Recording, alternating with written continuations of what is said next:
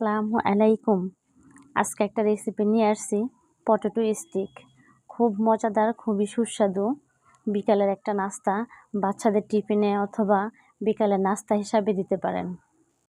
রেসিপিটার জন্য 500 গ্রাম আলু আগে থেকে সিদ্ধ করে নিয়েছি। আমি এখন আলুগুলো ম্যাশ করে নিচ্ছি।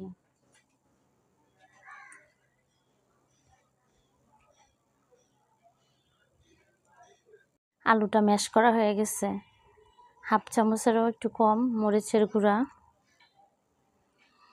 আপনারা যে যেরকম ঝাল পছন্দ করেন সেরকম মরিচের গুঁড়া দিবেন। আমি একটু মিডিয়াম ঝাল খাই, সেজন্য আমি একটু কমিয়ে দিয়েছি। আপনারা আপনাদের পছন্দ অনুযায়ী দিবেন। লবণটা পরিমাণ মতো।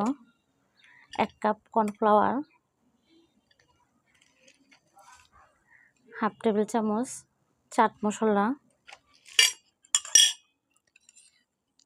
2 টেবিল চামচ ধনিয়া পাতা কুচি। আমি এখন সবগুলি উপকরণ একসাথে মিশিয়ে নিব।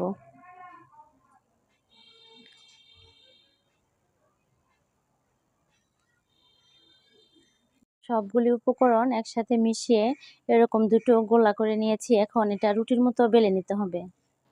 প্রথমে আমি পিঁড়িতে আর বেলুনে একটু তেল মাখিয়ে নিয়েছি। এখন এটা বেলে নিতে হবে। মিশ্রণটাকে এভাবে একটা শেপে বেলে নিয়েছি। এখন আমি এটাকে লম্বা লম্বা আকারে কেটে নিব। আপনারা আপনাদের পছন্দ অনুযায়ী শেপ দিতে পারেন। আমি এভাবে লম্বা লম্বা করে কেটে নিয়েছি। আপনারা চাইলে আর একটু ছোট বড় করে নিতে পারেন, বা চিকন বা মোটা যেরকম আপনাদের পছন্দ সেরকম দিতে পারেন। এভাবে কেটে নিয়েছি। এখন এটা একটা কড়াইতে তেল গরম করে ভেজে নিব।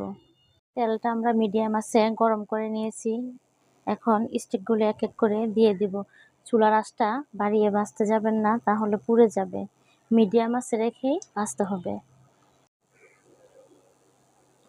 সবগুলো স্টিক ভাজা হয়ে গেছে, এখন নামিয়ে নিব।